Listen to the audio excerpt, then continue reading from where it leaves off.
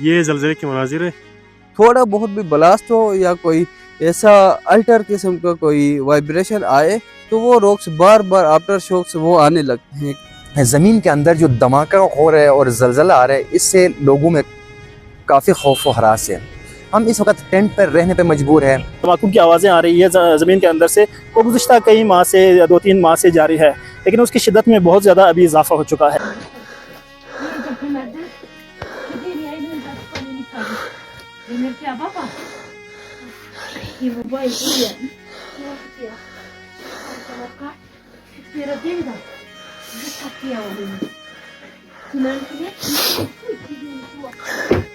Mas trambaros, que trambaros.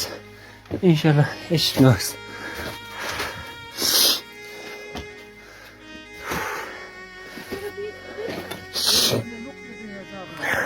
Vreme de جاي بلاست.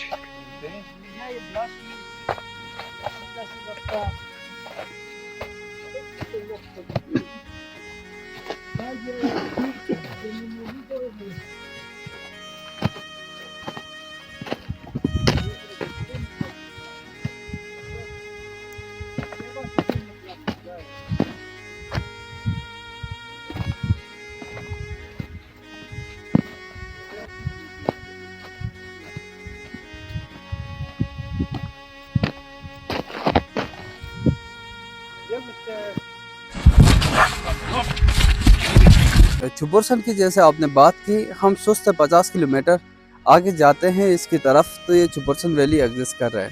Basically छुबुरसन valley है fault zone के बीच में है वो वैली, ठीक है। यहाँ से जाते हैं तो कराकोरम फॉल्ट है, मेन कराकोरम फॉल्ट MKT जिसे हम कहते हैं। उसके बाद सुस्त से आगे जाते हो तो एक और फॉल्ट है, मिस्कर फॉल्ट है, उसका हेराट फॉल्ट है अफगानिस्तान की तरफ। फिर आप उसकी चाइना की तरफ आप जाते हो तो वहाँ पे कराकोरम मेटामॉर्फिक कम्प्लेक्स है, कराकोरम फॉल्ट जिसे हम कहते हैं। इस तरफ कराकोरम फॉल्ट है, फ़ौरन बाद मिस्कर फॉल्ट है, उसके बाद हेरात फील्ड है। क्योंकि मिस्कर जो वैली लगती है वो अफगानिस्तान के बॉर्डर से लगती है और चाइना के बॉर्डर से लगती है। अकॉर्डिंग टू गांगचिन जो एक साइंटिस्ट है, उसने 1992 में एक रिसर्च की है। उस रिसर्च में उसने बताया कि ये जो मिस्कर फॉल्ट है ये स्ट्राइक स्लिप फॉल्ट है। थोड़ा बहुत भी ज़लज़ला अगर इधर आए तो वो क्या होगी, आफ्टर शॉक्स उसमें आने लगेंगे, ज़्यादा आएंगे। क्योंकि वो 3 जो फॉल्ट्स मेन जो मैंने बताया छुबुरसन वैली की सराउंडिंग में है, वो सारे के सारे एक्टिव फॉल्ट्स हैं। इन्हीं फॉल्ट्स की वजह से वहाँ पे क्या होती है, आफ्टर शॉक ज़्यादा आने लगते हैं। अगर थोड़ा बहुत कम मैग्नीट्यूड का ज़लज़ला आए तो सराउंडिंग में कोई महसूस नहीं होगा, लेकिन मिस्कर वैली के अंदर आफ्टर शॉक्स इसलिए ज़्यादा आएंगे क्योंकि वहाँ पे हेरत फॉल्ट है जो अफगानिस्तान से गुजरता है, सेंट्रल पामीर से टच करते हुए तस्करगुन की तरफ चला जाता है।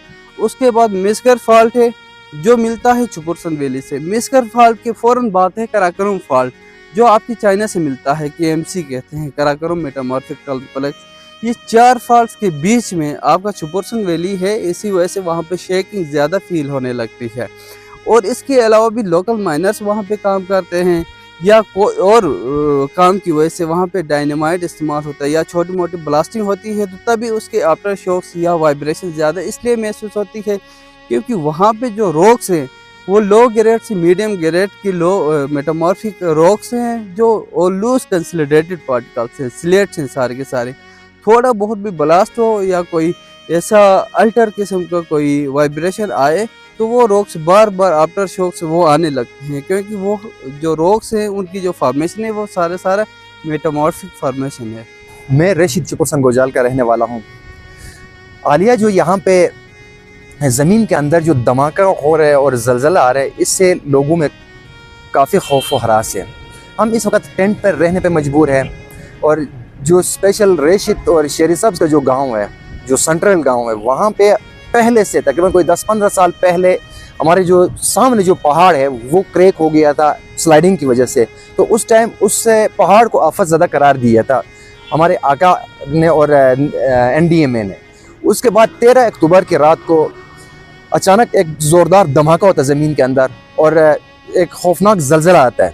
उसके बाद जो यहाँ के मकीन है, यहाँ के रहने वाले हमारे जो सारों के जो घर है वो सारों के घरों में दरार पड़ गए, और उसके बाद हम रात को घरों से हम टेंट में शिफ्ट हो गए। और इसी सर्द रातों में जो है ना, यहाँ पे जो हमारे बुज़ुर्ग है, बच्चे हैं, ख़वातीन है, वो टेंट में इस वक्त रह रहे हैं। यहाँ पे रिसेंट जो आका और नेशनल डिज़ास्टर मैनेजमेंट ने जो यहाँ का दौरा किया है, और अभी इसका रिपोर्ट का अभी हम मुंतज़िर है कि इसका रिपोर्ट क्या आ रहा है कि ज़मीन के अंदर कौन सा कोई लावा है या कोई और इस तरह की चीज़ है कि जिसकी वजह से वो ज़मीन के अंदर धमाके हो रहे हैं और उसके बाद ज़लज़ला आ रहा है, उसका हम इंतज़ार कर रहे हैं। उसके अलावा जो यहाँ के जो मकीन है, जो हम रह रहे हैं यहाँ पे, हमें इस वक्त सपोर्ट की ज़रूरत है। यहाँ पे लोग टेंट में रह रहे हैं, और टेंट भी जो ना आका ने हमें फ्राहम किया है, लेकिन वो इससे शदीद सर्दी में मुझे लगता है कि यहाँ पे लोग बीमार हो रहे हैं। जो हमारे बुज़ुर्ग हैं जो बीमार रहे यहाँ के, और जो ख़ुसूसन बच्चे और ख़वातीन हैं, उनके लिए काफ़ी मसले पेश आ रहे हैं। तो हम नेशनल डिज़ास्टर मैनेजमेंट से हम और गवर्नमेंट ऑफ गिलगित बल्तिस्तान से हम अपील करते हैं कि वो इस इलाके में एक दफ़ा विज़िट करे। और मेरा ताल्लुक़ चुपरसन गोजाल हमजा से है। चुपरसन से ताल्लुक़ होने के नाते जो रिसेंटली इवेंट्स चुपरसन के अंदर हो रहे हैं, जो ज़ीर ज़मीन झटके लग रहे हैं और धमाकों की आवाज़ें आ रही है ज़मीन के अंदर से, वो गुज़िश्ता कई माह से या 2-3 माह से जारी है, लेकिन उसकी शिद्दत में बहुत ज़्यादा अभी इजाफा हो चुका है, और इस वजह से लोग काफ़ी परेशानी का शिकार है। और ख़ासतौर पर जो लास्ट 13 अक्टूबर को जो इवेंट हुआ और एक शदीद झटका लगा, तो उसमें ज़्यादातर जो घर हैं वो उसमें डैमेज आ गई हैं, उनमें दरारें पड़ गई हैं, और लोग खौफजदा होकर घरों से निकल गए हैं। अभी जो मैंने खुद देखा तो तकरीबन 80% लोग जो है, जो ख़ानदान है, वो टेंट्स में रह रहे हैं, और टेंट्स में रहना इस शदीद मौसमी सूरत हाल में काफ़ी मुश्किल है। तो इदारों से और जो कंसर्न इदारे हैं और कंसर्न लोग हैं, उनसे मेरी गुजारिश है कि चुपरसन के लिए एक जामा मनसूबाबंदी की ज़रूरत है। अभी वहाँ पर टेंट्स भी आ गई हैं, आका की तरफ से भी टेंट्स आ गए, डिज़ास्टर मैनेजमेंट अथॉरिटी की तरफ से टेंट्स आ गए, और दूसरे इदारों की तरफ से भी आ गए। लेकिन अभी सर्दियों के लिए जो आने वाला सीज़न है, उसमें लोगों को सर्दी से बचाने के लिए और उनको महफूज ठिकाना फराहम करने के लिए मुस्तकिल तौर पर एक जामा मनसूबाबंदी की ज़रूरत है।